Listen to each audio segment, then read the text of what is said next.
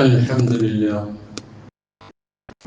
لله نحمده ونستعينه ونؤمن به ونتوكل عليه ونعوذ بالله من شرور أنفسنا ومن سيئات أعمالنا من يهده الله فلا مضل له ومن يضلل فلا هادي له وأشهد أن لا إله إلا الله وحده لا شريك له وأشهد أن محمدًا عبده ورسوله أرسله بالهدى ودين الحق ليظهره على الدين كله ولو كره المشركون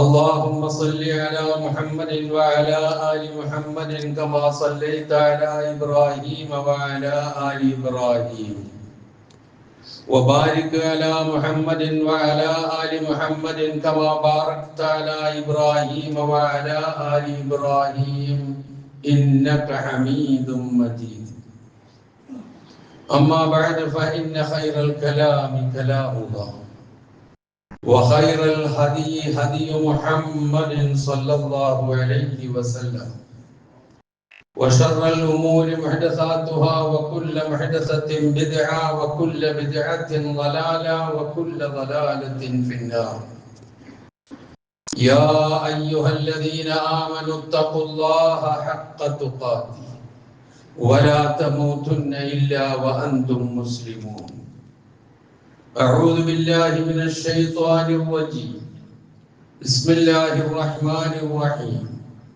فإذا قضيتم مناسككم فاذكروا الله كذكركم آباءكم أو أشد ذكرا فمن الناس من يقول ربنا آتنا في الدنيا وما له في الآخرة من خلاق ومنهم من يقول ربنا آتنا في الدنيا حسنة وفي الآخرة حسنة وقنا عذاب النار أولئك لهم نصيب مما كسبوا والله سريع الحساب واذكروا الله في أيام معدودات فمن تعجل في يومين فلا إثم عليه ومن تأخر فلا إثم عليه لمن اتقى واتقوا الله واعلموا أنكم إليه تحشرون സഹോദരന്മാരെ സഹോദരികളെ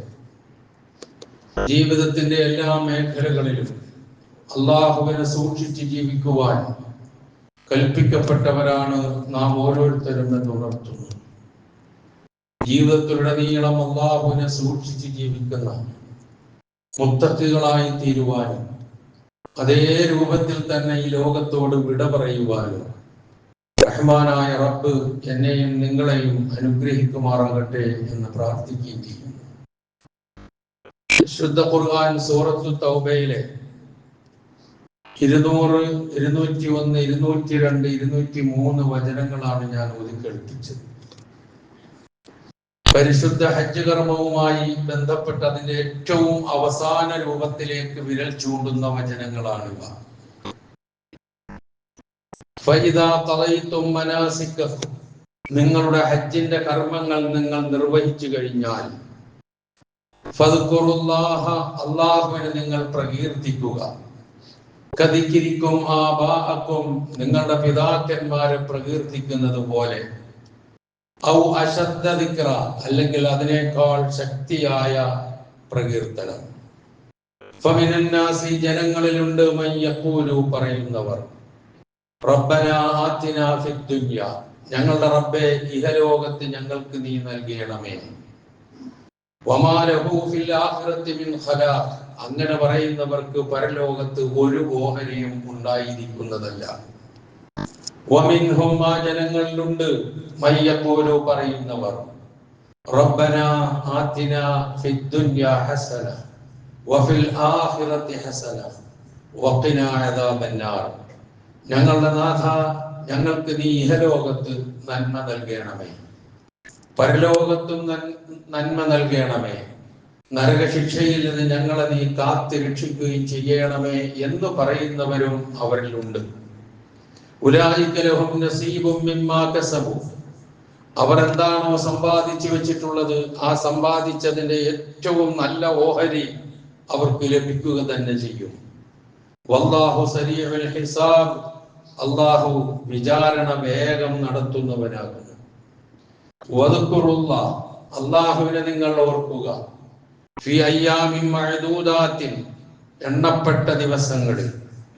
ഫമൻ തഅജ്ജല ഫി യൗമൈനി ഫലാ ഇസ്മ അലൈഹി, 2 ദിവസം മതിയാക്കി ധൃതിപ്പെട്ട് ആരെങ്കിലും പോവുകയാണെങ്കിൽ അവന്റെ മേൽ കുറ്റമില്ല.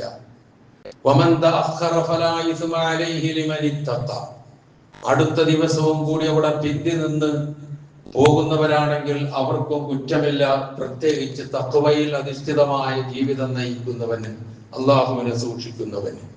വത്തഖുല്ലാഹ്, അല്ലാഹുവിനെ നിങ്ങൾ സൂക്ഷിക്കുക.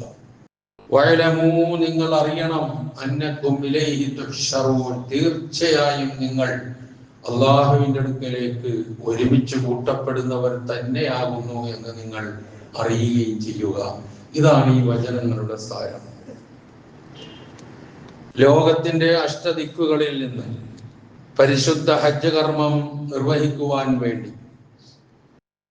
പരിശുദ്ധ മക്കയിലും പരിസരങ്ങളിലും എത്തിച്ചേർന്ന ഹാജിമാർ, അല്ലെങ്കിൽ നമ്മുടെ ഒക്കെ സഹോദരീ സഹോദരന്മാർ, ഹജ്ജിന്റെ ഏറ്റവും പ്രധാനമായ അറഫ, മുസ്ദലിഫ, അതുപോലെ തന്നെ മിനയിൽ വന്ന് ആദ്യത്തെ കല്ലേറ്, അത് കഴിഞ്ഞ് ഇഫാദത്തിന്റെ തവാഫ്, പിന്നെ ഹജ്ജിനുള്ള സഈ, ഇതെല്ലാം കഴിഞ്ഞ് മിനയിൽ തിരിച്ചെത്തി മുടിയെടുത്ത് ഹദിയ ബലിമൃഗത്തെ കൊടുത്ത് അങ്ങനെ ഹജ്ജിന്റെ ഏറ്റവും പ്രധാന കർമ്മങ്ങളെല്ലാം ഭംഗിയാക്കിയിട്ട് അവരിപ്പോൾ മിനയിലാണ് ഉണ്ടാവുക. ഇനി ഹജ്ജിന്റെ യൗമുൻ നഹർ കഴിഞ്ഞാൽ 11, 12, 13 ദിവസങ്ങൾ, നമ്മൾ അയ്യാമുത്ത് തശ്രീഖ് എന്ന് വിശേഷിപ്പിക്കാറുള്ള ദിവസങ്ങൾ അവർ കഴിച്ചു കൂട്ടേണ്ടത് മിനയിലാണ്. ഇന്ന് അവർക്ക് ദുൽഹജ്ജ് 12ആണ്, നമുക്ക് 11മാണ്. അപ്പൊ ഈ 12ാമത്തെ ദിവസമായതുകൊണ്ട് ഇന്നലത്തെ ഏറ് കഴിഞ്ഞ് അവർ മിനയിൽ താമസിച്ച്, ഇന്നത്തെ ഏറും കഴിഞ്ഞതിന് ശേഷം അവിടെ താമസിച്ച് നാളത്തെ ഏറും കഴിഞ്ഞ് തിരിച്ചു പോകുന്നവരുണ്ട്. എന്നാൽ ഇന്നത്തെ ഏറ് കഴിഞ്ഞതിന് ശേഷം പെട്ടെന്ന് തിരിച്ചു പോകുന്നവരുമുണ്ട്. ഈ നിയമം എല്ലാം കൂടിയാണ് ഈ വചനത്തിൽ ഉൾക്കൊള്ളിച്ചിട്ടുള്ളത്, ഈ വചനങ്ങൾ ഉൾക്കൊണ്ടിട്ടുള്ളത്. 2 ദിവസം ധൃതിപ്പെട്ടു പോവുകയാണെങ്കിൽ കുറ്റമില്ല എന്ന് പറഞ്ഞു. അടുത്ത ദിവസവും കൂടി നിൽക്കുന്നവർക്കും കുറ്റമില്ല, അത് തഖ്വയുള്ളവർക്കാണെന്ന് പറഞ്ഞു. അപ്പൊ ഏറ്റവും സൂക്ഷ്മത എന്ന് പറയുന്നത് 3 ദിവസവും അവിടെ ജംറകളിൽ എറിഞ്ഞ് അവസാനിച്ചു പോവുക എന്നുള്ളത് തന്നെയാണ്. മുഹമ്മദ് മുസ്തഫ റസൂൽ കരീം സല്ലല്ലാഹു അലൈഹി വസല്ലമ ആദ്യവും അവസാനവുമായി ചെയ്ത ഹജ്ജിൽ 3 ദിവസവും അവിടെ നിന്ന് ഏറ് കഴിഞ്ഞതിന് ശേഷമാണ് പ്രവാചകൻ പോന്നത്. എന്നാൽ പ്രവാചകന്റെ അനുയായികളോടൊപ്പം ഹജ്ജിനുണ്ടായിരുന്ന ചിലർക്ക് ധൃതിപ്പെട്ട് പോരേണ്ടി വന്നപ്പോൾ 2ാമത്തെ ദിവസം അതിനുള്ള അനുവാദം അവർക്ക് ലഭിക്കുകയും ചെയ്തു. ഇതാണ് ഇവിടെ പരാമർശിച്ചിട്ടുള്ള ഏറ്റവും അവസാനത്തെ വചനത്തിൽ പരാമർശിച്ചിട്ടുള്ള കാര്യം. അത് ഞാൻ ആദ്യം പറഞ്ഞത് അയ്യാമുത്ത് തശ്രീഖിന്റെ ദിവസങ്ങളിലാണ്. ദുൽഹജ്ജ് 11, 12, 13 ദിവസങ്ങൾക്കാണ് അയ്യാമുത്ത് തശ്രീഖ് എന്ന് പറയുക. അള്ളാഹുവിന്റെ ദിവസങ്ങളിൽ ഏറ്റവും മഹത്തായ ദിവസം യൗമുൻ നഹറാണെന്നും, അഥവാ ഇന്നലെ നമ്മൾ പെരുന്നാൾ ആഘോഷിച്ച ദിവസം, മെനഞ്ഞാന്ന് നമ്മുടെ ഹജ്ജിന് പോയ സുഹൃത്തുക്കൾ പെരുന്നാൾ ആഘോഷിച്ച ദിവസം. പിന്നെ പറയുന്നത് അതിനടുത്ത് ഏറ്റവും ശ്രേഷ്ഠമായ യൗമുൽ ഖർറ് എന്നാണ്. ഖർറ് എന്ന് പറഞ്ഞാൽ ദുൽഹജ്ജ് 11 എന്നാണ് വിശദീകരിക്കപ്പെടുന്നത്. ഇപ്പൊ ദുൽഹജ്ജ് 10, 11, 12, 13 എല്ലാം ഏറെ ശ്രേഷ്ഠതയുള്ള ദിവസമാണ്. ഈ ദിവസങ്ങളിൽ ഹജ്ജിന് പോയ ആളുകളെ സംബന്ധിച്ചിടത്തോളം ജംറത്തുൽ സുഹറയിലും ജംറത്തുൽ വുസ്തയിലും ജംറത്തുൽ കുബ്രയിലും 7 കല്ലുകൾ വീതം എറിയുക, പ്രാർത്ഥിക്കുക, എന്നിട്ട് അവർ താമസിക്കുന്ന ടെന്റുകളിൽ അള്ളാഹുവിനെ ഓർത്ത് കഴിച്ചു കൂട്ടുക. ഇതാണ് അവർക്ക് ചെയ്യാനുള്ളത്. ഈ അള്ളാഹുവിനെ പ്രകീർത്തിച്ച് അവനെ ഓർത്ത് കഴിച്ചു കൂട്ടുക എന്നതും അതോടൊപ്പം തന്നെ അള്ളാഹുവിനോട് ചോദിക്കേണ്ടത് എങ്ങനെയാണ് എന്നതുമാണ് ആദ്യത്തെ 2 വചനങ്ങളുടെ പരാമർശം. എന്ന് പറഞ്ഞാൽ ഖുറൈശികൾക്ക് ഒരു സ്വഭാവം ഉണ്ടായിരുന്നു. അവർ ഹജ്ജ് ചെയ്തിരുന്നു എന്ന് നമുക്കറിയാം. അവർ കഅബ തവാഫ് ചെയ്തിരുന്നു, പക്ഷെ നഗ്നമായിട്ടാണ് അവർ തവാഫ് ചെയ്തിരുന്നത്. അവര് ബലിമൃഗത്തെ നൽകിയിരുന്നു, ബലിയറുത്ത് കൊടുത്തിരുന്നു. പക്ഷെ ആ ബലിമൃഗത്തിന്റെ രക്തവും അതിന്റെ മാംസത്തിന്റെ ഭാഗവും ഒക്കെ കൊണ്ടുപോയി കഅബയുടെ ഭിത്തിയിൽ ഒട്ടിക്കലായിരുന്നു അവരുടെ പണി, തേച്ചു പിടിപ്പിക്കലായിരുന്നു അവരുടെ പണി. എന്നിട്ട് കഅബ നഗ്നമായി തവാഫ് ചെയ്യലായി. അതൊക്കെ അവസാനിപ്പിച്ചുകൊണ്ട് ഹജ്ജിന്റെ സമ്പൂർണമായ രൂപം എങ്ങനെയാണ് എന്ന് നബി സല്ലല്ലാഹു അലൈഹി വസല്ലമ പഠിപ്പിച്ചു കൊടുത്തതാണ് ദുൽഹജ്ജ് 10 പ്രവാചകൻ ചെയ്ത ഹജ്ജ്. ആ ഹജ്ജാണ് ഇപ്പോൾ മുസ്ലിം ലോകത്തുള്ള ആളുകൾ അവിടെ എത്തുന്നത്. ലക്ഷക്കണക്കിന് ആളുകൾ അവിടെ എത്തും. ഇപ്പൊ ഈ പ്രാവശ്യത്തെ കണക്കനുസരിച്ച് 162 രാജ്യങ്ങളിൽ നിന്നായി ഏതാണ്ട് 18 ലക്ഷം പേർ ഹജ്ജ് ചെയ്തിട്ടുണ്ട് എന്നാണ് കണക്ക്. ഈ 18 ലക്ഷം പേരിൽ 1,70,50,000 ഹാജിമാർ ഇന്ത്യയിൽ നിന്ന് പോയവരാണ്. ആ ഇന്ത്യയിൽ നിന്ന് പോയവരിൽ നമ്മുടെ നാട്ടിൽ നിന്ന്, കേരളത്തിൽ നിന്ന് പോയവർ 18,000 പേരാണ്. നിങ്ങളൊന്ന് ഓർത്തു നോക്കുക, ഈ 18 ലക്ഷം പേർ ശുഭ്ര വസ്ത്രധാരികളായി വെള്ള വസ്ത്രം ധരിച്ചുകൊണ്ട്, തലയുടെ കറുപ്പുണ്ടെങ്കിൽ അത് മാത്രം എടുത്തു കാണിക്കുന്ന രൂപത്തിൽ പരിശുദ്ധ അറഫയിൽ ആ 18 ലക്ഷം പേരും ഒരുമിച്ചെത്തുന്ന സ്ഥലം അറഫയാണ്. എന്തായിരിക്കും ആ കാഴ്ച? ഒന്ന് ആലോചിച്ചു നോക്ക്. നമ്മൾ ലോകത്ത് ഇതുപോലൊരു കാഴ്ച വേറെ എവിടെയും നമുക്ക് കാണാൻ കഴിയില്ല. പിന്നെ കാണാൻ കഴിയുക മഹ്ശറിൽ മാത്രം. ഒരു മിനി മഹ്ശറാണ് അത് ശരിക്കും പറഞ്ഞാൽ. മിനി മഹ്ശറിൽ ഒരു വ്യത്യാസമുണ്ട്. എന്താണ്? എല്ലാവരും, ആർക്കും ഉടയാടകളൊന്നും ഉണ്ടാവില്ല. പൂർണ്ണ നഗ്നരായിട്ടായിരിക്കും പരലോകത്തെത്തുക. ഇത് ഒന്ന് ഉടുക്കാനും ഒന്ന് ചുറ്റി പുതയ്ക്കാനും ഉണ്ട്. വലിയ സാദൃശ്യമുണ്ടാകും മഹ്ശറയും അറഫയും തമ്മിൽ, മുസ്ദലിഫയും ഒക്കെ തമ്മിൽ. ഇതിലേക്ക് ഞാൻ കടന്നു പോവുകയല്ല, നമുക്ക് ചിന്തിക്കാനുണ്ട് ഏറെ.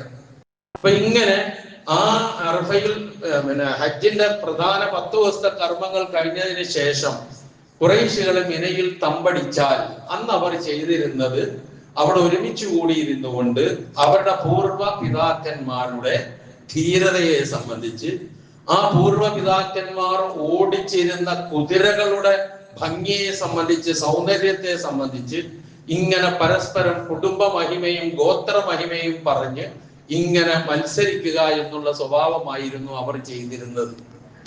അതേപോലെ തന്നെ മറ്റൊന്ന് അവർ ചെയ്തിരുന്നത്, ഓരോ ഗോത്രത്തിലെയും അറിയപ്പെടുന്ന കവികൾ അവരുടെ ഗോത്രത്തെ കുറിച്ച് മറ്റു ഗോത്രത്തെ അവഹേളിച്ചുകൊണ്ടും കവിതകൾ ഉണ്ടാക്കി പാടുക. എന്നിട്ട് ഏറ്റവും നല്ല ഗോത്രത്തെ പ്രശംസിച്ച് നന്നായി പാടുന്ന കവിക്ക് സമ്മാനങ്ങൾ കൊടുക്കുക, വലിയ വിലപിടിപ്പുള്ള ഒട്ടകങ്ങൾ കൊടുക്കുക. ഇതൊക്കെയാണ് മിനയിൽ ഖുറൈശികൾ 3 ദിവസം കഴിച്ചു കൂട്ടിയപ്പോൾ ചെയ്തിരുന്നത്. ഇതല്ല ചെയ്യേണ്ടതെന്ന് പറഞ്ഞുകൊണ്ട് പഠിപ്പിച്ചതാണ് ആദ്യത്തെ വചനം. നിങ്ങളുടെ ഹജ്ജിന്റെ കർമ്മങ്ങൾ നിറവേറ്റി കഴിഞ്ഞാൽ നിങ്ങൾ നിങ്ങളുടെ അള്ളാഹുവിനെയാണ് പ്രകീർത്തിക്കേണ്ടത്. ഏതുപോലെ നിങ്ങൾ ഇപ്പോൾ പ്രകീർത്തിച്ചുകൊണ്ടിരിക്കുന്നത് നിങ്ങളുടെ പിതാക്കന്മാരെയാണ്. നിങ്ങളുടെ പിതാക്കന്മാരെ പ്രകീർത്തിക്കുന്നതിന് പോലെയോ അല്ലെങ്കിൽ അതിലും ശക്തമായ നിലയിലോ ഈ ദിവസങ്ങളിൽ നിങ്ങൾ പ്രകീർത്തിക്കേണ്ടതും ഓർക്കേണ്ടതും അള്ളാഹുവിനെയാണ് എന്ന് അവരെ ഓർമ്മിപ്പിക്കുന്നു. അതുപോലെ തന്നെ നിങ്ങളവിടെ കഴിച്ചു കൂട്ടുമ്പോൾ ഖുറൈശികളെ സംബന്ധിച്ചിടത്തോളം അവർക്ക് അത്രമാത്രം പരലോകത്തിലൊന്നും വലിയ വിശ്വാസം ഉണ്ടായിരുന്നില്ല. പലർക്കും അതിലും ഉണ്ടായിരുന്നു ദഹീരീയങ്ങളായ ആളുകൾ എന്ന് പറഞ്ഞാൽ നാസ്തികരായ ആളുകൾ അവരിലും ഉണ്ടായിരുന്നു. അവർക്കതൊന്നും ഒരു പ്രശ്നമല്ല. അപ്പൊ അവരെന്ത് ചെയ്യും? അവർക്കാകെ വേണ്ടത് ഈ ലോകത്തെ നന്മയാണ്, ഈ ലോകത്ത് അനുഗ്രഹം വേണം, ഈ ലോകത്ത് നല്ല ജീവിതം വേണം, ഈ ലോകത്ത് നല്ല സമ്പത്ത് വേണം, ഈ ലോകത്ത് കച്ചവടം നന്നായിരിക്കണം. ഇങ്ങനെയുള്ള കാര്യങ്ങൾ എടുത്തു പറഞ്ഞ് ചോദിക്കുക എന്നുള്ളത് അവരുടെ സ്വഭാവമായിരുന്നു. എന്നാൽ അവരിൽ ഉണ്ടായിരുന്ന വിശ്വാസികളായ മതബോധമുണ്ടായിരുന്ന ആളുകൾ പോലും പറഞ്ഞിരുന്ന ഒരു കാര്യമുണ്ട്. എന്ത്? ഇഹത്തിലും പരത്തിലും നന്മ വേണം, നരകശിക്ഷയിൽ നിന്ന് മോചനം വേണം എന്ന് പ്രാർത്ഥിക്കുന്നവരുണ്ട്. അതിനെ അടിവരയിട്ടുകൊണ്ട് വിശുദ്ധ ഖുർആൻ വമിൻഹും മയ്യഖൂൽ, അവരിൽ പറയുന്നവരുണ്ട് എന്ത്? റബ്ബനാ ആതിനാ ഫിദ്ദുനിയാ ഹസന വഫിൽ ആഖിറതി ഹസനതൻ വഖിനാ അദാബന്നാർ. നമ്മെ സംബന്ധിച്ചിടത്തോളം നമ്മുടെ ജീവിതത്തിന്റെ ആത്യന്തിക ലക്ഷ്യമാണ് ആ 3 കാര്യങ്ങൾ. ഒന്ന്, ഈ ലോകത്ത് ജീവിച്ചു കൊണ്ടിരിക്കുന്നിടത്തോളം കാലം നമുക്ക് എന്ത് വേണം?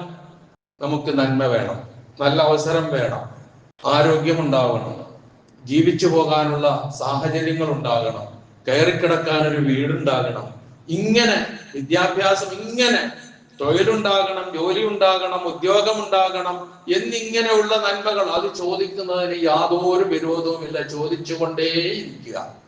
ചോദിച്ചുകൊണ്ടിരുന്നാളെ കിട്ടുകയുമുള്ളൂ. അതേസമയം അതിൽ പരിമിതപ്പെടുത്താൻ പാടില്ല. ഒരു വിശ്വാസിക്ക് തൊട്ടടുത്ത ശ്വാസത്തിൽ അവൻ പറയേണ്ടത് വഫിൽ ആഖിറത്തി ഹസന, പരലോകത്ത് നന്മ വേണമെന്ന്. ഇഹലോകത്ത് വേണം, പരലോകത്തും വേണം. മൂന്നാമത് ആവശ്യപ്പെടുന്നത് എന്താ? പരലോകത്തുള്ള നന്മ എന്ന് പറഞ്ഞാൽ ഏറ്റവും പ്രധാനമായിട്ടുള്ളത് നരകശിക്ഷയിൽ നിന്ന് കഴിച്ചിലാവുക, മുക്തരാവുക എന്നുള്ളതാണ്. അതുകൊണ്ടാണ് വഖിനാ അദാബന്നാർ എന്ന് പറഞ്ഞുകൊണ്ട് അത് അവസാനിപ്പിക്കുന്നത്. ഈ പ്രാർത്ഥന നബി സല്ലല്ലാഹു അലൈഹി വസല്ലം കാന അക്സറു ദുആഇ റസൂലില്ലാഹി സല്ലല്ലാഹു അലൈഹി വസല്ലം, നബി സല്ലല്ലാഹു അലൈഹി വസല്ലമയുടെ പ്രാർത്ഥനകളിൽ ഏറ്റവും കൂടുതൽ അധികരിപ്പിച്ചിരുന്ന പ്രാർത്ഥന ഈ റബ്ബനാ ആതിനാ ഫിദ്ദുനിയാ ഹസനത്തൻ വഫിൽ ആഖിറതി ഹസനത്തൻ വഖിനാ അദാബന്നാർ എന്ന പ്രാർത്ഥനയായിരുന്നു എന്ന് പ്രവാചകന്റെ ചര്യ പറയുന്നിടത്തൊക്കെ നമുക്ക് കാണാൻ കഴിയും. നമ്മളും ഇതിനൊരു പ്രാമുഖ്യം നൽകേണ്ടവരാണ്, നൽകുന്നില്ലെങ്കിൽ. കാരണം ഇപ്പൊ നമുക്കറിയാം, ഹജ്ജ് വേളയിൽ തവാഫിന്റെ സന്ദർഭത്തിൽ ഹജറുൽ അസ്വദിന്റെയും റുക്നുൽ യമാനിയുടെയും ഇടയിൽ കാര്യമായി പ്രാർത്ഥിക്കാൻ നബി സല്ലല്ലാഹു അലൈഹി വസല്ലം പഠിപ്പിച്ച ഒരേ ഒരു പ്രാർത്ഥന റബ്ബനാ ആതിനാ ഫിദ്ദുനിയാ ഹസനത്തൻ വഫിൽ ആഖിറതി ഹസനത്തൻ വഖിനാ അദാബന്നാർ എന്നതാണ്. കാരണം എന്താ? അത്രയും ഭാഗം പ്രാർത്ഥനയ്ക്ക് ഉത്തരം കിട്ടുന്ന സ്ഥലമാണ്.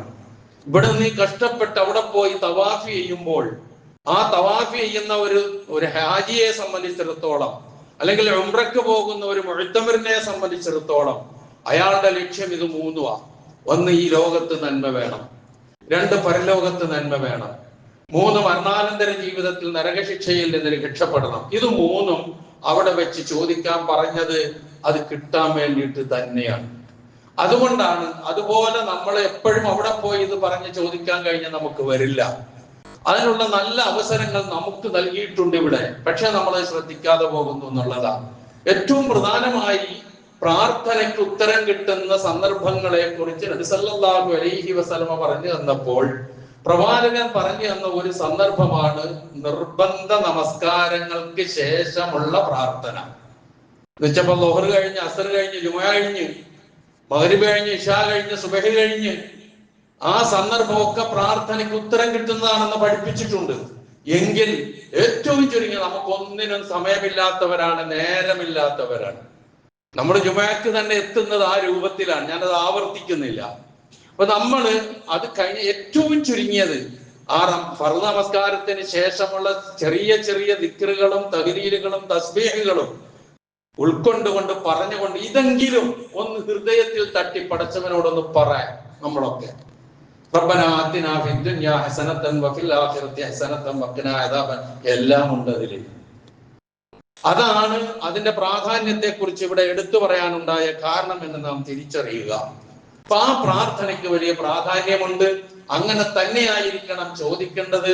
അവർക്കാണ് അള്ളാഹു അവർ സമ്പാദിച്ചതിൽ നിന്നുള്ള ഗണ്യമായ ഓഹരി സജ്ജമാക്കി വെച്ചിരിക്കുന്നത് എന്നാണ് അവിടെ പറഞ്ഞ് അവസാനിപ്പിച്ചത്. പിന്നെ മിനയുമായി ബന്ധപ്പെട്ട കാര്യമാണ്. ഹജ്ജിന്റെ ഷിആറുകൾ എന്ന് പറയുന്നത് പല സ്ഥലങ്ങളാണെന്ന് നമുക്കറിയാം. കഅബയുടെ പരിസരമുണ്ട്, സഫയുണ്ട്, മർവയുണ്ട്, അറഫയുണ്ട്, മുസ്ദലിഫയുണ്ട്. പിന്നെ ഏറ്റവും പ്രധാനമായിട്ടുള്ളത് മിനയാണ്. ഏറ്റവും കൂടുതൽ ഹാജിമാർ കഴിച്ചു കൂട്ടുന്നത് എവിടെയാണെന്ന് ചോദിച്ചാൽ ഹജ്ജിന്റെ സന്ദർഭത്തിൽ ഹാജിമാർ ഏറ്റവും കൂടുതൽ കഴിച്ചു കൂട്ടുന്നത് മിനയിലാണ്. എന്ന് വെച്ചാൽ ദുൽഹജ്ജ് 8 അന്ന് രാത്രി അവരവിടെ ഉണ്ടാവും. 9 അന്ന് അറഫയിൽ പോയി, അവിടുന്ന് മുസ്ദലിഫയിൽ പോയി തിരിച്ച് 10 അന്ന് അവരെത്തുന്നത് മിനയിലാണ്. 10 അന്നുണ്ട്, 11 ഉണ്ട്, 12 ഉണ്ട്, 13 അന്നാണ് തിരിച്ചു വരിക. അപ്പൊ ഏറ്റവും കൂടുതൽ മിനയിലാണ് ഉണ്ടാവുക. അപ്പൊ ആ ഒരു ഷിആറ് ഒരു ചെറിയ കാര്യമായിട്ട് നാം കാണരുത് എന്നാണ് ഈ പറഞ്ഞതിന്റെ അർത്ഥം. മിന എന്നുള്ളതിന് സാധാരണയായി നമ്മളൊക്കെ മീമിന് കസർ കൊണ്ട് മിന എന്ന് നമ്മൾ പറയാറുള്ളത്. ശരിക്കും അറബിയിൽ അതിന്റെ പ്രയോഗം മുന എന്നാണ്. ഹർക്കത്തിട്ട് വായിക്കുമ്പോൾ മുന എന്നാണ് അതിന്റെ പ്രയോഗം. എന്ന് വെച്ചാൽ ആഗ്രഹം, അനുഗ്രഹം എന്നൊക്കെയാണ് അതിനർത്ഥം. അതിനൊരുപാട് തലങ്ങളുണ്ട്. നമ്മൾ കഅബയെ കുറിച്ചും അറഫയെ കുറിച്ചും ഒക്കെ വാചാലമാകുമ്പോൾ മുനയെ കുറിച്ച്, മിനയെ കുറിച്ച് അങ്ങനെ ഒരു വാചാലതയോ ചിന്തയോ നമുക്ക് പലപ്പോഴും ഉണ്ടാകാറില്ല. എന്താണ് അത്ര ശ്രേഷ്ഠ അതിന് കൊടുക്കാൻ കാരണം? ഞാൻ സൂചിപ്പിച്ചുവല്ലോ, ഹാജിമാർ ഏറ്റവും കൂടുതൽ രാപ്പാർക്കുന്നതും കഴിച്ചു കൂട്ടുന്നതും മിനയിലാണ്. ഒരു പകൽ സമയത്ത് അവർക്ക് ജംറയിലേക്ക് കല്ലെറിയാൻ പോകുന്നു. 11-നും 12-നും 13-നും ഈ കല്ലെറിയാൻ പോകുന്നതിന് തിരക്കുകളൊക്കെ ഒഴിവാക്കിക്കൊണ്ട് ഇന്ന് സജ്ജീകരിച്ചിരിക്കുന്ന കാരണത്താൽ വളരെ ചുരുക്ക സമയം മതി. 21 കല്ലുകൾ 3 പാക്കറ്റുകളായി കയ്യിൽ പിടിച്ചുകൊണ്ട് അവിടെ ചെന്ന് ആദ്യം ഏറ്റവും ചെറിയ ജംറയിൽ അല്ലാഹു അക്ബർ എന്ന് പറഞ്ഞ് 7 പ്രാവശ്യം കല്ലെറിയുന്നു. കഅബയുടെ നേരെ തിരിച്ചു എന്ന് പ്രാർത്ഥിക്കുന്നു. അതിനുശേഷം ജംറത്തുൽ വുസ്തയിലെത്തുന്നു, 7 കല്ലെറിയുന്നു. അല്ലാഹു അക്ബർ, ഓരോ കല്ലെറിയുമ്പോഴും അല്ലാഹു അക്ബർ എന്നാണ് പറയുക. അതിനുശേഷം ജംറത്തുൽ കുബ്രയിലെത്തി അവിടെ നിന്ന് ദുആ ചെയ്യുന്നു. ജംറത്തുൽ കുബ്രയിൽ അവസാനത്തെ ജംറയിലെത്തിയാൽ ഏറ് കഴിഞ്ഞാൽ ദുആ ഇല്ല, നേരെ ഇങ്ങോട്ട് തിരിച്ചു പോരല്ല. വളരെ ചുരുക്കം സമയം മതിയാവും. ഈ ചുരുക്ക സമയം കഴിഞ്ഞ് അവർ പിന്നുണ്ടാവുക ഈ മിനയിലെ ടെന്റുകളിലാണ്. ടെന്റുകളുടെ കൂടാരം എന്നൊക്കെ ആധുനിക ലോകത്ത് അതിനെക്കുറിച്ച് പറയാറുണ്ട്. അത്രമാത്രം ടെന്റുകളുണ്ട് അവിടെ. ഈ 18 ലക്ഷം ആളുകൾ എന്ന് നമ്മൾ കണക്ക് നമുക്ക് ലഭ്യമായിട്ടുള്ള കണക്കനുസരിച്ച് 18 ലക്ഷം ആളുകൾ ഈ 3 ദിവസം രാപ്പാർക്കേണ്ടത്, അവരുടെ അത്യാവശ്യ കാര്യങ്ങൾ നടക്കേണ്ടത്, അവരുടെ ദൈനംദിന കാര്യങ്ങൾ നടക്കേണ്ടത്, അങ്ങനെ പലതും നിങ്ങളൊന്ന് ചർച്ച ചെയ്ത് നോക്കുക, ആലോചിച്ച് നോക്കുക. എത്ര സ്ഥല സൗകര്യം ഉണ്ടാകണം. ആ സ്ഥലത്താണ് ഈ 18 ലക്ഷം ആൾക്കാരും വിവിധ ടെന്റുകളിലായിട്ടുണ്ടാവുക. അപ്പൊ അതാണ് അതിന്റെ ഏറ്റവും വലിയ പ്രത്യേകത. ഏറ്റവും കൂടുതൽ സമയം ഹാജിമാർ വിനിയോഗിക്കുന്ന സ്ഥലമാണ് മിന അല്ലെങ്കിൽ മുന. ഞാൻ മിന എന്ന് തന്നെ പറയുന്നത് നമ്മളുടെ അറിവ് അങ്ങനെ ആയതുകൊണ്ട് മാത്രം. അതിനെക്കുറിച്ച് എന്താണ് കാരണം എന്ന് വ്യക്തമാക്കുന്ന 2-3 കാര്യങ്ങൾ പറയാം. ഒന്ന്, ഇന്നല്ലാഹ മന്ന ഫീഹ അലാ നബിയിഹി വ ഖലീലിഹി ഇബ്രാഹിം അലൈഹിസ്സലാം ബിഫിദായി ഇബ്നിഹി. അല്ലാഹു സുബ്ഹാനഹു വ തആല അല്ലാഹുവിന്റെ കൂട്ടുകാരനും അല്ലാഹുവിന്റെ പ്രവാചകനുമായ ഇബ്രാഹിം നബി അലൈഹിസ്സലാത്തു വസ്സലാമയ്ക്ക് തന്റെ മകനെ ബലിയറുക്കാനുള്ള അനുഗ്രഹവും സൗകര്യവും ചെയ്തു കൊടുത്ത സ്ഥലം എന്നുള്ള നിലയിലാണ് അതിനൊരു ശ്രേഷ്ഠത അല്ലെങ്കിൽ ആഗ്രഹിക്കുന്നത്, കൊതിക്കുന്നത് എന്നൊക്കെയുള്ള അർത്ഥത്തിൽ മുന എന്ന പ്രയോഗം വരുന്നത് എന്ന് കാണാം. അതുപോലെ ഈ മുനയിൽ ഒരു പള്ളിയുണ്ട്. ആ പള്ളിയുടെ പേര് മസ്ജിദുൽ ഖൈഫ് എന്നാണ്. മസ്ജിദുൽ ഖൈഫിനെ കുറിച്ച് രേഖപ്പെടുത്തിയിരിക്കുന്നത് മസ്ജിദുൻ താരിഖിയ്യുൻ ഖദീമുൻ സ്വല്ലാ ഫീഹി നബിയ്യു സല്ലല്ലാഹു അലൈഹി വസല്ലമ വൽ അംബിയാഉ ഖബ്ലഹു. നബി സല്ലല്ലാഹു അലൈഹി വസല്ലമയും പ്രവാചകന് മുമ്പ് വന്ന നബിമാരും നമസ്കരിച്ചിട്ടുള്ള പൗരാണികമായ പുരാതനമായ ഒരു പള്ളിയാണ് മസ്ജിദുൽ ഖൈഫ്. അതിന് 35,000 പേർക്ക് ഒരേ സമയത്ത് നമസ്കരിക്കാവുന്ന സൗകര്യം ഇപ്പോൾ മസ്ജിദുൽ ഖൈഫിലുണ്ട്. ആ മസ്ജിദുൽ ഖൈഫ് സ്ഥിതി ചെയ്യുന്നത് ഈ മുനയിലാണ്. തന്നെയുമല്ല, മഹാനായ ഇബ്നു അബ്ബാസ് റളിയല്ലാഹു അൻഹു പറയുന്നുണ്ട്, നബി സല്ലല്ലാഹു അലൈഹി വസല്ലമ പറഞ്ഞതായി. നബി സല്ലല്ലാഹു അലൈഹി വസല്ലമ പറയുന്നു, സല്ലാ ഫീ മസ്ജിദുൽ ഖൈഫി 70 നബിയ്യൻ. ഏതാണ്ട് 70ഓളം നബിമാർ മസ്ജിദുൽ ഖൈഫിൽ നമസ്കരിച്ചിട്ടുണ്ട്. മിൻഹും മൂസ അലൈഹിസ്സലാത്തു വസ്സലാം. അവരിൽ മൂസ നബിയും ഉണ്ടായിരുന്നു. പ്രവാചകൻ പറയുകയാണ്, കഅന്നി അൻദുറു ഇലൈഹി. ഞാൻ ആ മൂസാ നബിയെ ഇങ്ങനെ കണ്ണുകൊണ്ട് നോക്കുന്നത് പോലെ. ഏത് സ്ഥിതിക്ക്? വഅലൈഹി ഖുബാഅത്താനി ഖത്വാനിയത്താനി വഹുവ മുഹരിമുൻ. ഇഹ്റാമിന്റെ വേഷത്തിൽ മൂസാ നബി അലൈഹിസ്സലാത്തു വസ്സലാം കൂഫയിലെ ഖത്വാൻ എന്ന് പറയുന്ന സ്ഥലത്ത് നിർമ്മിക്കുന്ന പ്രത്യേകതരം ഒരു വസ്ത്രം ചുറ്റിക്കൊണ്ട് ഉടുത്തുകൊണ്ട് പുതച്ചുകൊണ്ട് മുഹരിമായ നിലയിൽ മസ്ജിദുൽ ഖൈഫിൽ നമസ്കരിക്കുന്നത് ഞാൻ ഇങ്ങനെ നോക്കിക്കാണുന്നു എന്ന് നബി സല്ലല്ലാഹു അലൈഹി വസല്ലം പറയുന്നുണ്ട്. അപ്പൊ മസ്ജിദുൽ ഖൈഫിന്റെ ശ്രേഷ്ഠത ഒന്ന് ആലോചിച്ചു നോക്ക്. ആ മസ്ജിദുൽ ഖൈഫിൽ പോയി നമസ്കരിക്കുന്നവരൊക്കെ ഉണ്ട് എന്ന് നമുക്ക് കാണാം. അപ്പൊ ഇങ്ങനെയുള്ള ഒരുപാട് അനുഗ്രഹങ്ങളുള്ള സ്ഥലമാണ്. അതുപോലെ തന്നെ ജംറകൾ എറിയുന്നത് അവിടെയാണ്. ബലിമൃഗങ്ങളുടെ ബലി നടക്കുന്നത് അവിടെയാണ്. ഇബ്രാഹിം നബി ഇസ്മായിൽ നബിയെയും കൊണ്ട് അറുക്കാൻ എത്തിയ സ്ഥലം, നിശ്ചയിച്ച സ്ഥലം അതാണ്. അതുപോലെ തന്നെ ഈ ജംറയിലെ കല്ലേറ് എന്ന് പറയുമ്പോൾ കേവലം ഒരു കല്ലെടുത്തെറിയലല്ല, അതിന്റെ പിന്നിൽ വലിയ തത്വങ്ങളുണ്ട്. ആ തത്വങ്ങൾ എന്ന് പറഞ്ഞാൽ അല്ലാഹു സുബ്ഹാനഹു വ തആലയുടെ കൽപ്പനയ്ക്ക് വിരുദ്ധമായ എന്തിനെയും, തന്നിഷ്ടങ്ങളെയും പൈശാചികതയെയും എറിഞ്ഞകറ്റുകയാണ്, ഇല്ലാതാക്കുക എന്ന പ്രതിജ്ഞയാണ് അതിലൂടെ ചെയ്യുന്നത്. ഓരോ ഏറിലും അല്ലാഹു അക്ബർ എന്നാണ് പറയുന്നത്. അവിടെ മറ്റ് ചിന്തയ്ക്ക് സ്ഥാനമില്ല. ചെറിയ കടുകുമണി പോലെയുള്ള, കടലമണി പോലെയുള്ള കല്ലുകളാണ് ഈ എറിയുന്നത്. അല്ലാതെ വലിയ പാറക്കല്ലോ അതുപോലുള്ള സംഗതികളൊന്നും എറിയാൻ കഴിയൂല, ഇപ്പൊ അനുവദിക്കുകയില്ല. ചിലരൊക്കെ വലിയ ആവേശം മൂച്ചിട്ട് ചെരുപ്പെടുത്തെറിയുകയും കയ്യിലിരിക്കുന്ന വസ്ത്രം ചുരുട്ടിയെറിയുകയൊക്കെ ചെയ്യുന്നതാണ്. അത് മറ്റൊരു കോലം. ആ ജാതി ഒലിമ്പിനെ സംബന്ധിച്ച് നമ്മൾ സംസാരിച്ചിട്ട് കാര്യമില്ല. പറഞ്ഞത് കടലമണിയോളം വലുപ്പം വരുന്ന 7 കല്ലുകൾ അല്ലാഹു അക്ബർ എന്ന് പറഞ്ഞുകൊണ്ട് ഓരോ ജംറയിലും എറിഞ്ഞങ്ങനെ 21 കല്ലെറിയലാണ് ഈ 3 ദിവസം ഹാജിമാർക്ക് അവിടെ ചെയ്യാനുള്ളത്. അതാണ് അള്ളാഹുവിനെ ഓർത്തുകൊണ്ട് അവിടെ കഴിച്ചു കൂട്ടുക എന്ന് പറഞ്ഞു. അതുപോലെ തന്നെ തക്ബീർ ധ്വനികൾ അവരും മുഴക്കും നമ്മളെപ്പോലെ. ഇപ്പൊ നമ്മൾ മുനയിലേക്ക് ജംറയിലേക്ക് കല്ലെറിയാൻ പോകുമ്പോൾ ഗ്രൂപ്പായിട്ട് നമ്മൾ പോകുന്ന സന്ദർഭത്തില് നല്ല ഇമ്പത്തില് മനസ്സിൽ തട്ടിക്കൊണ്ട് അല്ലാഹു അക്ബർ അല്ലാഹു അക്ബർ പറഞ്ഞുകൊണ്ടാണ് എല്ലാവരും പോവുക. അതൊരു വല്ലാത്ത പോക്കാണ്. ഇതൊക്കെ ഹജ്ജിനല്ലാതെ ഏറെ ഒന്നിനാ നമുക്ക് കാണാൻ കഴിയുക.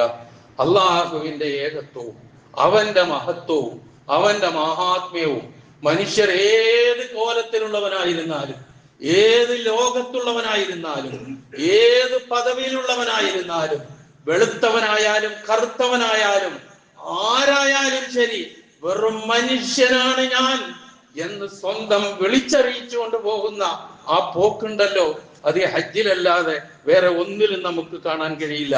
അപ്പൊ ഇങ്ങനെയുള്ള ഒരുപാട് ചരിത്രങ്ങൾ ഉറങ്ങുന്ന പ്രദേശമാണ് മിന. അതുപോലെ തന്നെ മിനയിൽ മറ്റൊരു പ്രത്യേക സ്ഥലമുണ്ട്.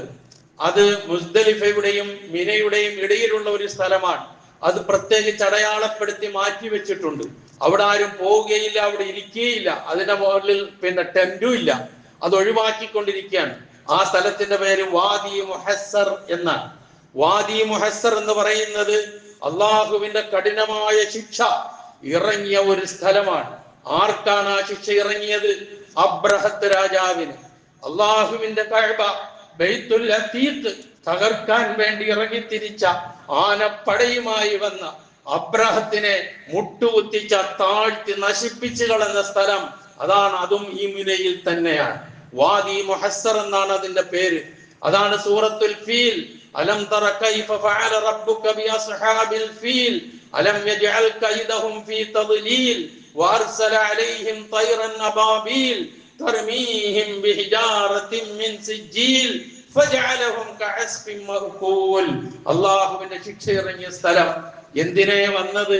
പടച്ചവന്റെ ബൈത്തുൽ അതീഖ് തകർക്കാൻ, അള്ളാഹുവിന്റെ ഗേഹത്തെ തകർക്കാൻ. അതിനാണ് പുറപ്പാട്. അബ്ദുൽ മുത്തലിബാണ് അതിന്റെ കസ്റ്റോഡിയൻ. അബ്ദുൽ മുത്തലിബിന്റെ ഒട്ടകങ്ങളെ പിടിച്ചു വെച്ചിരുന്നു. ആരാണ് നിങ്ങളുടെ കസ്റ്റോഡിയൻ എന്ന് അന്വേഷിച്ചപ്പോൾ അബ്രഹത്തിന്റെ അടുക്കലേക്ക് അബ്ദുൽ മുത്തലിബാണെന്ന് പറഞ്ഞു. അബ്ദുൽ മുത്തലിബായി ആശയവിനിമയം നടത്തണമെന്ന് പറഞ്ഞു. അബ്ദുൽ മുത്തലിബ് ചെന്നു, ആശയവിനിമയം നടത്തി. എന്താണ് ആശയവിനിമയം? ഞാൻ ഈ കഅബ പൊളിക്കാൻ വന്നിരിക്കുകയാണ്, കണ്ടില്ലേ ആനപ്പട. ഖുറൈശികൾക്ക് ഒരു പരിചയവുമുള്ള സൈന്യമല്ല ആനപ്പട. അതുകൊണ്ട് അവർക്ക് അതിനെ നേരിടാനുള്ള ധൈര്യമില്ല. എന്ത് സംഭവിക്കുമെന്നറിയില്ല. അങ്ങനെ അബ്ദുൽ മുത്തലിബിനോട് പറഞ്ഞു, നിങ്ങളുടെ ഈ കഅബ തകർക്കാനാണ് ഞാൻ വന്നത് എന്ന് പറഞ്ഞപ്പോൾ അബ്ദുൽ മുത്തലിബിന്റെ ഒരു വാചകമുണ്ട്. ഇന്നത്തെ മുസ്ലിം സമൂഹം, ഞാനും നിങ്ങളും ഒക്കെ ഓർക്കേണ്ട വാക്ക്. അബ്ദുൽ മുത്തലിബ് പ്രവാചകന്റെ പിതാമഹനാണ് എന്ന് നിങ്ങൾക്ക് എല്ലാവർക്കും അറിയാം. പ്രവാചകന്റെ റിസാലത്തിന് മുമ്പ്, ലാ ഇലാഹ ഇല്ലല്ലയുടെ ദഅവത്തിന് മുമ്പ് മരിച്ചുപോയ വ്യക്തിയാണ് എന്ന് നിങ്ങൾക്കറിയാം. പക്ഷേ അബ്ദുൽ മുത്തലിബിന് ഒരു ഈമാൻ ഉണ്ടായിരുന്നു. ആ ഈമാനാണ് ഇന്ന് എനിക്കും നിങ്ങൾക്കും ഇല്ലാതെ പോയത്. മുസ്ലിം ഉമ്മത്തിന് ഇല്ലാതെ പോയത്, മുസ്ലിം സമൂഹത്തിന് നഷ്ടപ്പെട്ടു പോയത്. അബ്ദുൽ മുത്തലിബ് പറഞ്ഞ വാക്ക് എന്താണെന്നറിയുമോ? അന റബ്ബുൽ ഇബിൽ വഇന്ന ലിഹാദൽ ബൈത്തി റബ്ബൻ ഗൈരി. ഞാൻ ഈ ഒട്ടകത്തിന്റെ ഉടമസ്ഥനാണ്. ആ ഒട്ടകത്തെ ഇങ്ങ് തന്നേക്ക്.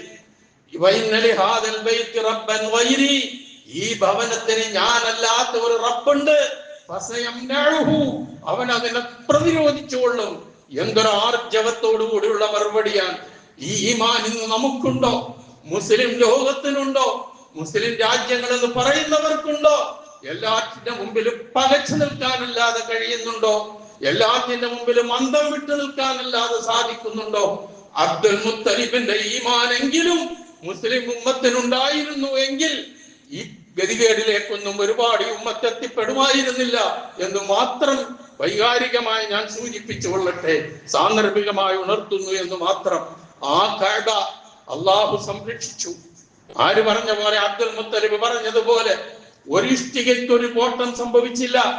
ആരാണോ തകർക്കാൻ വന്നത് അവർ തകർന്നു, തരിപ്പണമായി ചവച്ച് കൂട്ടപ്പെട്ട വൈക്കോൽ കൂന പോലെ എന്ന് വിശുദ്ധ ഖുർആൻ പറഞ്ഞെടുത്തേക്കെത്തി.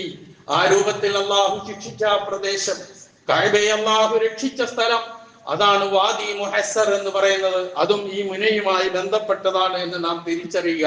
അപ്പൊ മിന എന്ന് പറയുന്നത് ഹാജിമാർ ഒരുമിച്ച് കൂടുന്ന ഈ 11, 12, 13 അയ്യാമുത്തെ ശരീരത്തിന്റെ ദിവസങ്ങളിൽ ഹാജിമാർ ഒരുമിച്ച് കൂടുന്ന, കഴിച്ചു കൂട്ടുന്ന മിന എന്ന് പറയുന്നത് ചരിത്രത്തിൽ അള്ളാഹുവിന്റെ ഏറ്റവും വലിയ ചിഹ്നമാണ്, അള്ളാഹുവിന്റെ ഏറ്റവും വലിയ ശിആറാണ്.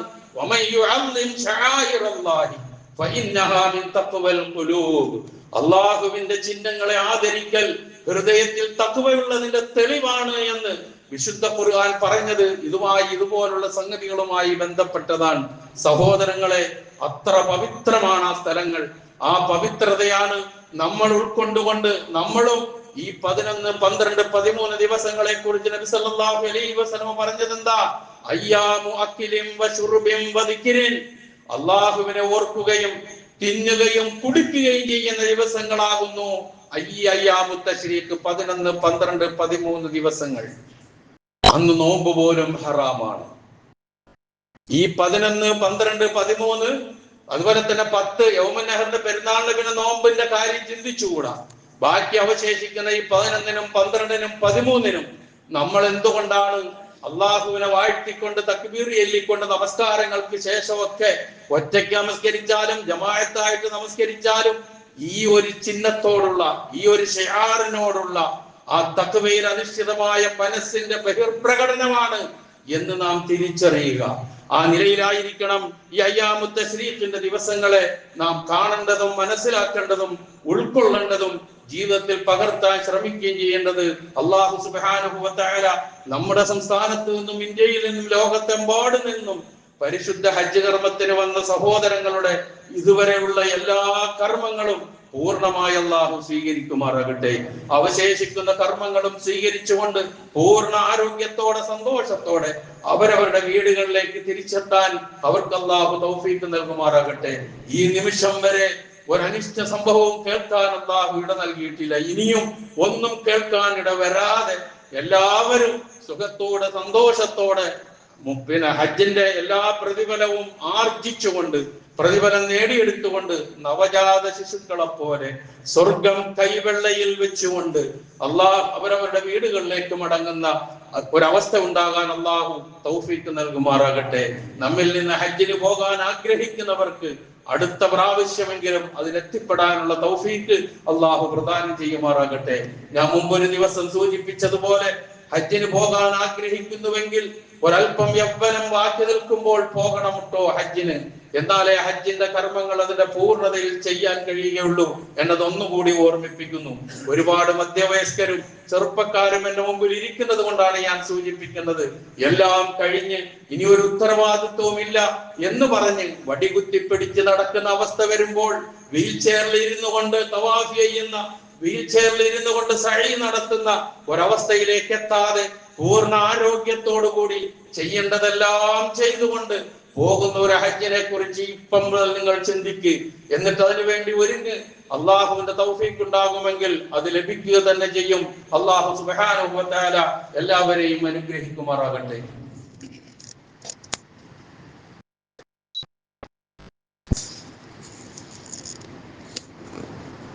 അൽഹംദുലില്ലാഹ് الذي هدانا لهذا وما كنا لنهتدي لولا أن هدانا الله والصلاة والسلام على أشرف الأنبياء والمرسلين وعلى آله وصحبه ومن تبعهم بإحسان إلى يوم الدين أما بعد اتقوا الله عباد الله. ഒരിക്കൽ കൂടി അള്ളാഹുവിന്റെ ആജ്ഞാനുവർത്തികളായി ജീവിക്കുവാൻ ഞാൻ ഉണർത്തുന്നു. ഹജ്ജുമായി ബന്ധപ്പെട്ട കർമ്മങ്ങളുമെല്ലാം ഖലീലുല്ലാഹി ഇബ്രാഹിം നബി അലൈഹി സ്വലാത്തു വസ്സലാമയും കുടുംബവുമായി ബന്ധപ്പെട്ടതാണെന്ന് അറിഞ്ഞുകൂടാത്ത ആരും നമ്മിൽ ഉണ്ടാവില്ല. തന്നെയുമല്ല, ഇബ്രാഹിം നബി അലൈഹി സ്വലാത്തു വസ്സലാമയുടെ പേര് ഉച്ചരിക്കാതെ ഒരു വിശ്വാസിക്ക് അവന്റെ നിർബന്ധ നമസ്കാരം പൂർത്തിയാക്കാനാവില്ല. ആരെങ്കിലും മരിച്ച് ജനാസയായി നമ്മുടെ മുമ്പിൽ വെക്കപ്പെട്ടു കഴിഞ്ഞാൽ ആ ജനാസ നമസ്കാരം സ്വീകരിക്കണമെങ്കിൽ ഇബ്രാഹിം നബി അലൈഹി സ്വലാത്തു വസ്സലാമയുടെ പേര് പറഞ്ഞ് പ്രാർത്ഥിക്കാൻ കഴിയില്ല. വിശുദ്ധ ഖുർആൻ പരിശോധിച്ചു നോക്കിയാൽ ഏതാണ്ട് 63ഓളം സ്ഥലങ്ങളിൽ ഇബ്രാഹിം നബി അലൈഹി സ്വലാത്തു വസ്സലാമയുടെ പേര് പരാമർശിച്ചിട്ടുണ്ട്. എന്നാൽ അന്ത്യപ്രവാചകനായ മുഹമ്മദ് മുസ്തഫ റസൂൽ കരീം സല്ലല്ലാഹു അലൈഹി വസല്ലമയുടെ പേര് 4 പ്രാവശ്യം മാത്രമേ ഉള്ളൂ എന്ന് നിങ്ങൾ തിരിച്ചറിയണം. എന്തേ ഇങ്ങനെ ഒരു പ്രാധാന്യം ഇബ്രാഹിം നബിക്ക് കൊടുത്തത്? ഇബ്രാഹിം നബി അലൈഹി സ്വലാത്തു വസ്സലാമയ്ക്ക് ഏതാണ്ട് 11ഓളം വിശേഷണ നാമങ്ങൾ വിശുദ്ധ ഖുർആൻ നൽകിയിട്ടുണ്ട്. അത് പരിശോധിച്ചാൽ നമുക്ക് കാണാൻ കഴിയും.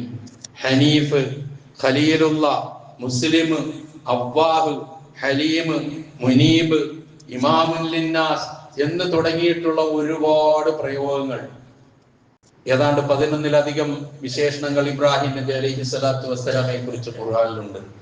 അതുപോലെ തന്നെ ലോകത്തറിയപ്പെടുന്ന പ്രധാനപ്പെട്ട 3 സെമിറ്റിക് മതങ്ങളുണ്ട്. അതിലൊന്ന് ജൂതമതം, മറ്റൊന്ന് ക്രൈസ്തവ മതം, മറ്റൊന്ന് ഇസ്ലാം മതം.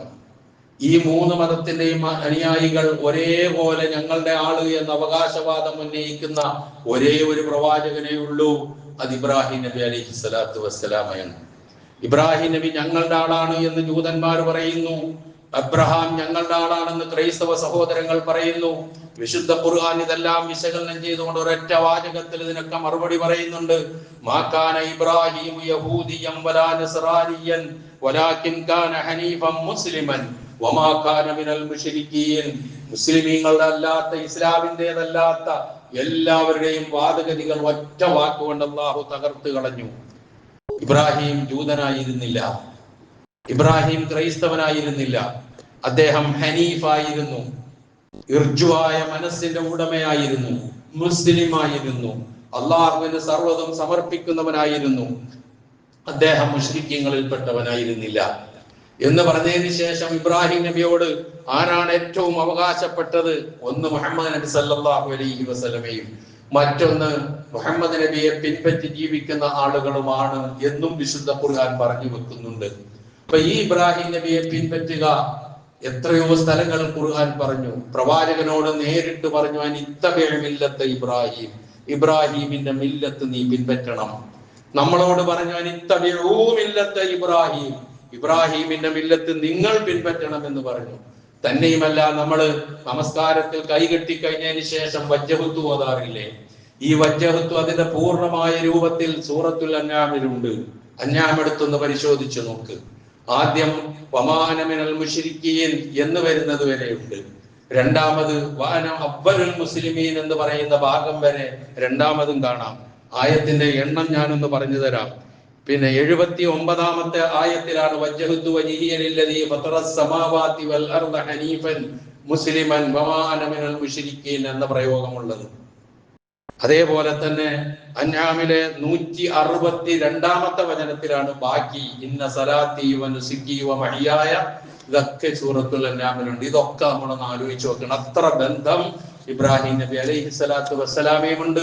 സംശുദ്ധമായ കുറ്റമറ്റ തൗഹീദിന്റെ ലാ ഇലാഹ ഇല്ലല്ലാഹ് എന്ന പരിശുദ്ധ കലിമത്ത് തൗഹീദിന്റെ വാഹകനും അങ്ങേയറ്റം അതിനുവേണ്ടി കഷ്ടപ്പാട് അനുഭവിച്ചതുമായ ആളാണ്. മറ്റു പരീക്ഷണങ്ങൾ ഒരുപാടുണ്ട്. കഴിഞ്ഞ ദിവസം പെരുന്നാൾ ഖുതുബയിൽ സൂചിപ്പിച്ചതാണ്. ഏതായിരുന്നാലും ശരി, ഇന്ന് അത് തന്നെയുമല്ല, ഇബ്രാഹിം നബി അലൈഹി സ്വലാത്തു വസ്സലാമെ ഒരു ഉമ്മത്ത് എന്ന് വിശേഷിപ്പിച്ചിട്ടുണ്ട്. ഉമ്മത്ത് എന്ന് പറഞ്ഞാൽ സമുദായം എന്നാണ് അർത്ഥം. ഇപ്പൊ ഏറ്റവും വലിയ വലിയ പ്രസ്ഥാനങ്ങൾ വരെ ചുരുങ്ങി ഒരു വ്യക്തിയിൽ ചെന്ന് കേന്ദ്രീകരിക്കുമ്പോൾ ഒരൊറ്റ വ്യക്തി ഒരു പ്രസ്ഥാനമാണ് എന്ന് ഖുർആൻ വിശേഷിപ്പിച്ചിട്ടുണ്ടെങ്കിൽ അത് ഇബ്രാഹിം നബി അലൈഹി സ്വലാത്തു വസ്സലാമയെ കുറിച്ച് മാത്രമാണ്. അതുകൊണ്ട് ആ ഇബ്രാഹിമിന്റെ മില്ലത്താണ് നാം പിൻപറ്റുന്നത്. ഇബ്രാഹിം നബി അലൈഹി സ്വലാത്തു വസ്സലാമയുടെ മില്ലത്താണ് ഉലഹിയ്യത്ത്. അതാണ് കഴിഞ്ഞ ദിവസം നാം നടത്തിയത്. കഴിയാത്തവർ ഇന്ന് നടത്തുന്നത്, അതിനും കഴിയാത്തവർ നാളെ നടത്തുന്നത്, അത് ഖിയാമത്തെ ശരീഅത്തിന്റെ ദിവസങ്ങൾ കഴിയുന്നത് വരെ ആകാം. ഏറ്റവും ശ്രേഷ്ഠമായത് യൗമുൻ നഹറിന്റെ അന്ന് തന്നെ ആവുക എന്നുള്ളത് ഏറ്റവും ശ്രേഷ്ഠമായ കാര്യമാണ്. അതുകൊണ്ടാണ് ഇബ്രാഹിം നബിയെ കുറിച്ച് ഇത്രമാത്രം പറഞ്ഞു തന്നതിന് ശേഷം ഖുർആൻ ഒരു ചോദ്യം ചോദിക്കുന്നുണ്ട്.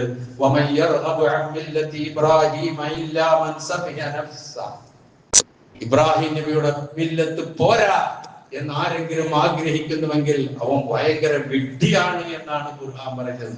ആ വിഡ്ഢികളുടെ ഗണത്തിൽ പെടാതിരിക്കാൻ നാം ശ്രമിക്കുക.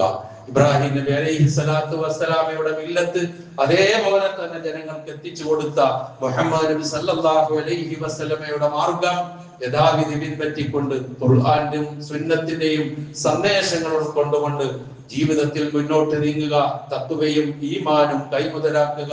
അള്ളാഹുവിന്റെ സഹായം നമ്മളുടെ ഒപ്പം ഉണ്ടാകും. മലിക്കുൽ ജബ്ബാറായ അള്ളാഹു നമ്മെ സഹായിക്കുമാറാകട്ടെ. അറിഞ്ഞോ അറിയാതെയോ നമ്മിൽ നിന്ന് വന്നുപോയ എല്ലാ തെറ്റുകുറ്റങ്ങളും പാപങ്ങളും അള്ളാഹു പുറത്തു മാപ്പാക്കി തരുമാറാകട്ടെ. നമ്മിൽ നിന്ന് മരണപ്പെട്ടു പോയവരുടെ പാപങ്ങൾ അള്ളാഹു പുറത്തു കൊടുക്കുമാറാകട്ടെ. അവരെയും നമ്മളെയും അള്ളാഹു ജന്നാത്തുൽ ഫിർദൗസിൽ ഒരുമിച്ച് കൂട്ടുമാറാകട്ടെ. രോഗങ്ങൾ കൊണ്ട് വിഷമിക്കുന്നവരുടെ രോഗങ്ങളെ അള്ളാഹു ശിഫയാക്കി കൊടുക്കുമാറാകട്ടെ.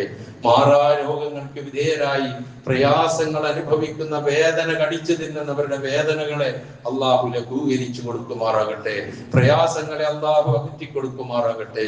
എല്ലാവിധത്തിലുള്ള പ്രയാസങ്ങളിൽ നിന്നും ബുദ്ധിമുട്ടുകളിൽ നിന്നും മാറാ രോഗങ്ങളിൽ നിന്നും പകർച്ചവ്യാധികളിൽ നിന്നും നമ്മെയും നമ്മുടെ കുടുംബത്തെയും നമ്മുടെ മക്കളെയും നമ്മുടെ പേരക്കിടാങ്ങളെയും നാം ജീവിക്കുന്ന പ്രദേശത്തെയും നമ്മുടെ നാടിനെയും അള്ളാഹു കാത്തുരക്ഷിക്കുമാറാകട്ടെ. എല്ലാ ബർക്കത്തും അള്ളാഹു നമ്മുടെ ജീവിതത്തിൽ ചൊരിഞ്ഞു തരുമാറാകട്ടെ. സർവോപരി ഇസ്ലാമിനും മുസ്ലിം ഉമ്മത്തിനും അള്ളാഹു ഇസ്സത്തിനെ പ്രദാനം ചെയ്യുമാറാകട്ടെ. അള്ളാഹു മഗ്ഫിർ ലിൽ മുഅ്മിനീന വൽ മുഅ്മിനാത്ത് വൽ മുസ്ലിമീന വൽ മുസ്ലിമാത്ത് അൽ അഹ്യാഇ മിൻഹും വൽ അംവാത്ത് إنك مجيب الدعوات ويا قاضي الحاجات. اللهم أجرنا من النار، اللهم أجرنا من النار، اللهم أجرنا من النار.